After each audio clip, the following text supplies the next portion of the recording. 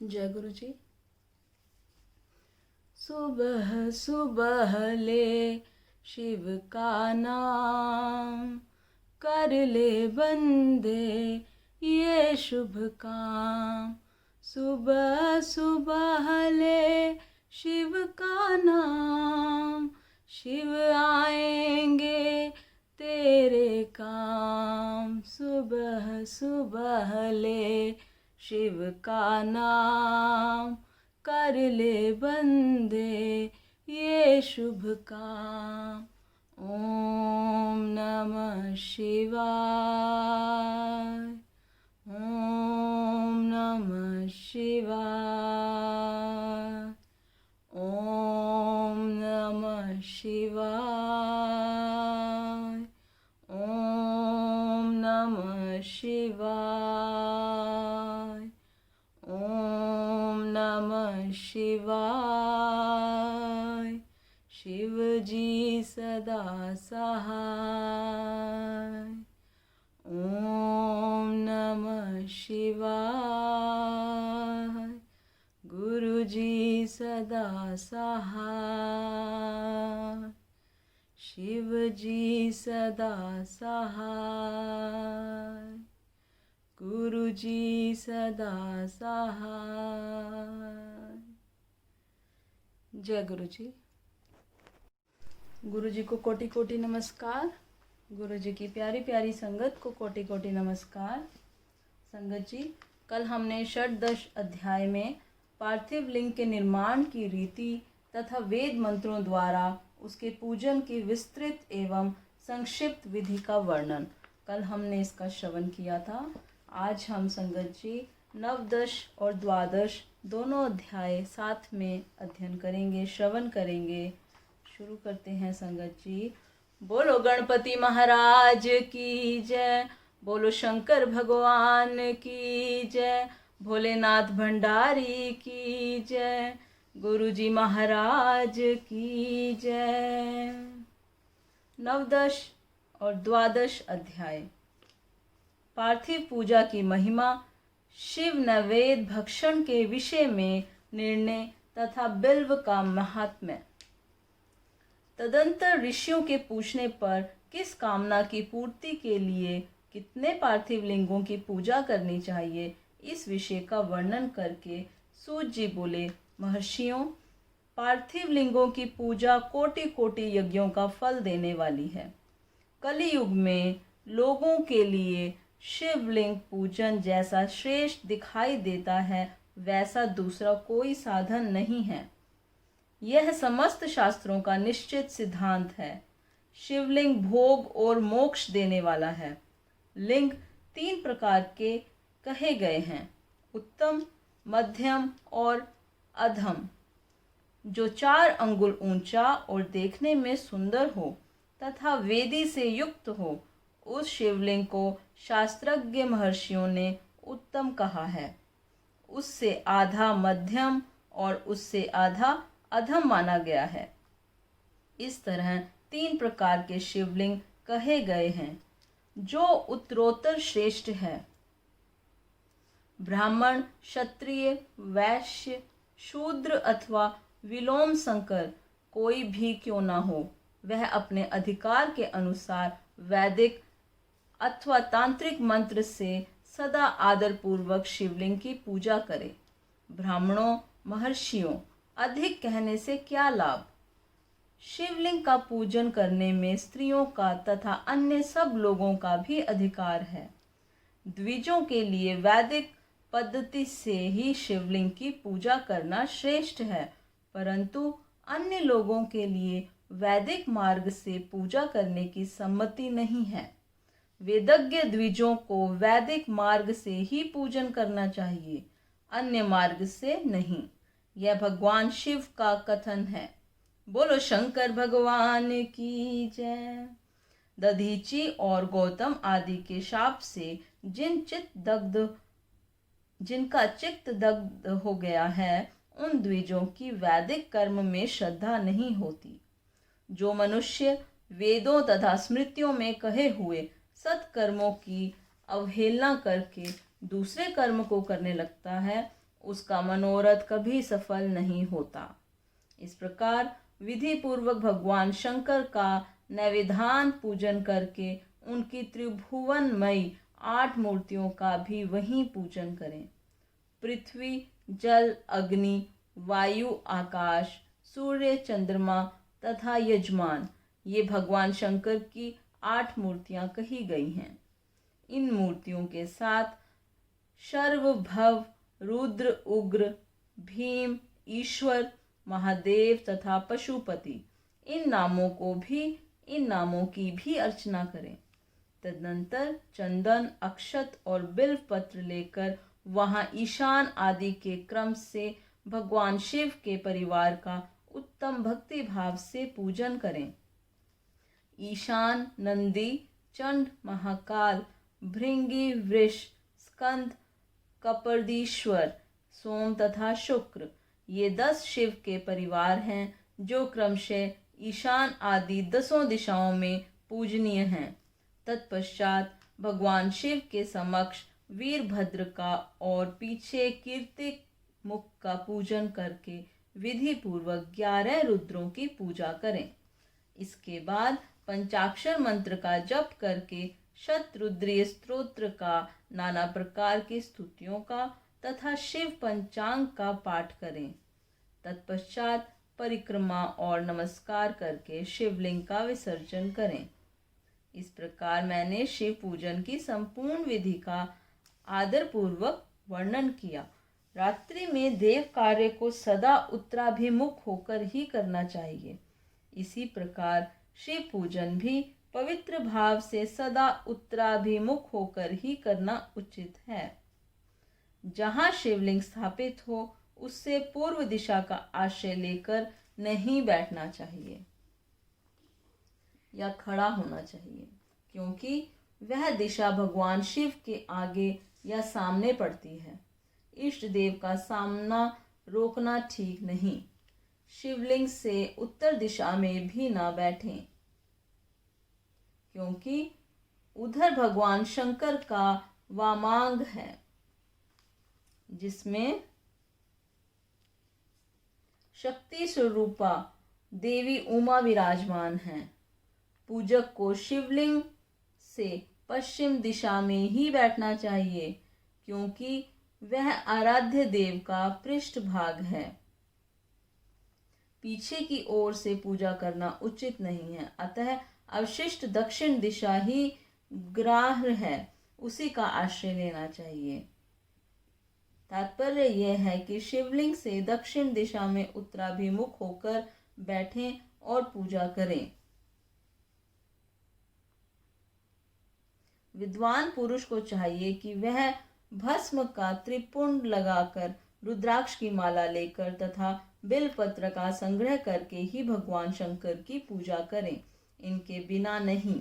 मुनिवरों, शिव पूजन आरंभ करते समय यदि भस्म ना मिले तो मिट्टी से भी ललाट में त्रिपुंड अवश्य कर लेना चाहिए।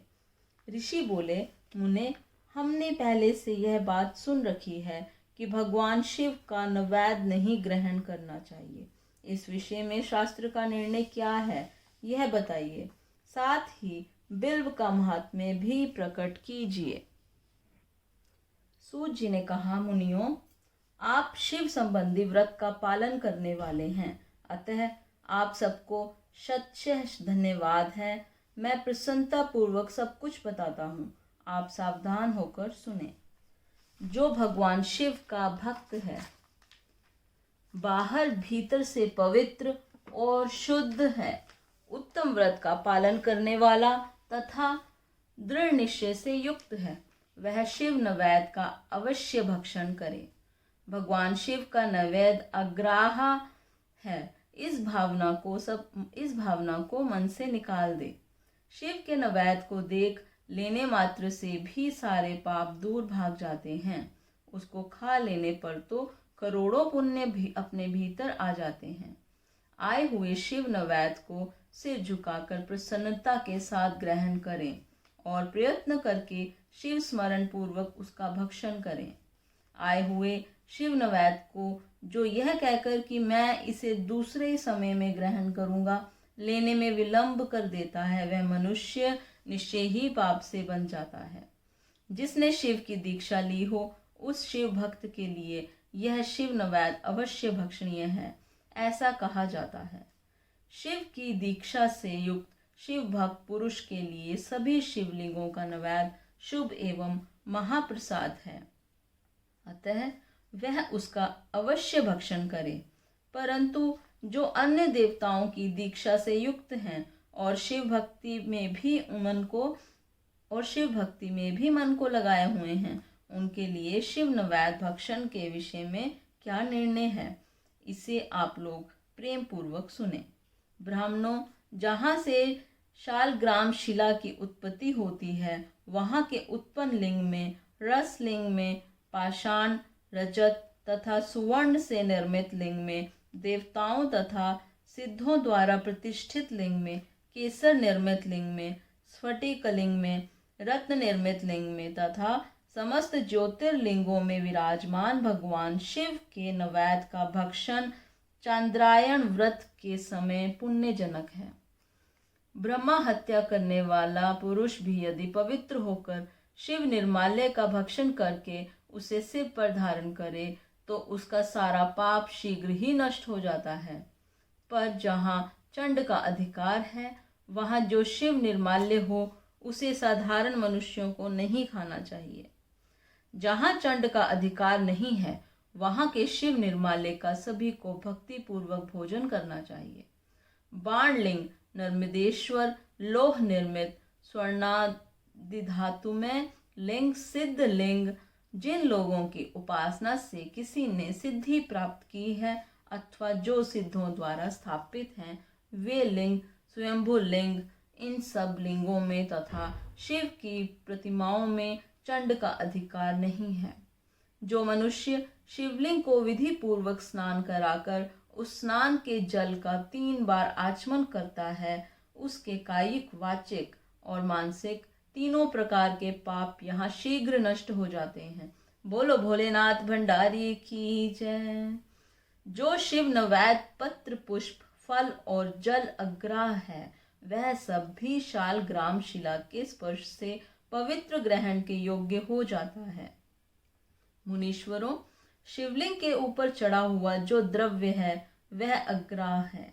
जो वस्तु लिंग स्पर्श से रहित है, अर्थात जिस वस्तु को अलग रखकर शिवजी को निवेदित किया जाता है, लिंग के ऊपर चढ़ाया नहीं जाता, उसे अत्यंत पवित्र जानना चाहिए। मुनिवरों, इस प्रकार नैवेद्य के विषय में शास्त्र का निर्णय बताया गया है। अब तुम लोग सावधान हो, आदर पूर्वक बिल्व का महत्व सुनो। यह बिल्व वृक्ष महादेव ही रूप है। देवताओं ने भी इसकी स्तुति की है। फिर जिस किसी तरह से इसकी महिमा कैसे जानी जा सकती है, तीनों लोकों में जितने पुण्य तीर्थ प्रसिद्ध हैं, वे संपूर्ण तीर्थ बिल्व के मूल भाग में निवास करते हैं। जो पुण्यात्मा मनुष्य बिल्व के मूल में लिंग स्वरूप अविनाशी महादेव जी का पूजन करता है, वह निश्चय ही शिव पद को प्राप्त होता है। जो बिल्व की जड़ के पास जल से अपने मस्तक को सींचता है, वह संपूर्ण तीर्थों में स्नान का फल पा लेता है और वही इस भूतल पर पावन माना जाता है। इस बिल्व की जड़ के परम उत्तम थाले को जल से भरा हुआ देखकर महादेव जी पूर्णतया संतुष्ट होते हैं। जो मनुष्य गंध, पुष्प आदि से बिल्व के मूल भाग का पूजन करता है, वह शिव लोक को पाता है और इस लोक में भी उसकी सुख संतति बढ़ती है। जो बिल्व की जड़ के समीप आदर पूर्वक दीपावली जलाकर रखता है, वह तत्व ज्ञान से संपन्न हो भगवान महेश्वर में मिल जाता है। जो बिल्व की शाखा थामकर हाथ से उसके नए नए पल्लव उतारता है और उनसे उस बिल्व की पूजा करता है, वह सब पापों से मुक्त हो जाता है। जो बिल्व की जड़ के समीप भगवान शिव में अनुराग रखने वाले एक भक्त को भी भक्ति पूर्वक भोजन कराता है, उसे कोटि गुना पुण्य प्राप्त होता है। जो बिल्व की जड़ के पास शिव भक्तों को खीर और घृत से युक्त अन्न देता है, वह कभी दरिद्र नहीं होता। ब्राह्मणों, इस प्रकार मैंने सांगोपांग शिवलिंग पूजन का वर्णन किया। यह प्रवृत्ति मार्गी तथा निवृत्ति मार्गी पूजकों की भेद से दो प्रकार का होता है। प्रवृत्ति मार्गी लोगों के लिए पीठ पूजा इस भूतल पर संपूर्ण अभीष्ट वस्तुओं को देने वाली होती है। प्रवृत्त पुरुष सुपात्र गुरु आदि के द्वारा ही सारी पूजा संपन्न करे और अभिषेक के अंत में अग्नि के चावल से बना हुआ नैवेद्य निवेदन करे। पूजा के अंत में शिवलिंग को शुद्ध संपुट में विराजमान करके घर के भीतर कहीं अलग रख दें। निवृत्ति मार्गी उपासकों के लिए हाथ पर ही शिव पूजन का विधान है। उन्हें भिक्षा आदि से प्राप्त हुए अपने भोजन को ही नैवेद्य रूप में निवेदित कर देना चाहिए। निवृत्त पुरुषों के लिए सूक्ष्म लिंग ही श्रेष्ठ बताया जाता है। वे विभूति से पूजन करें और विभूति को ही नैवेद्य रूप से निवेदित भी करें। पूजा करके उस लिंग को सदा अपने मस्तक पर धारण करें। इति श्री शिव पुराण नवदश द्वादश अध्याय समाप्त।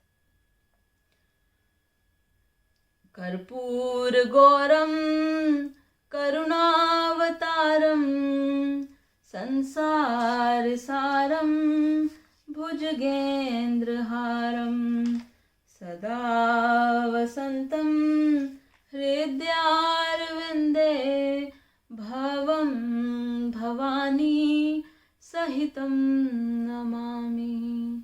भवं भवानी सहितं नमामि। ओम नमो शिवाय।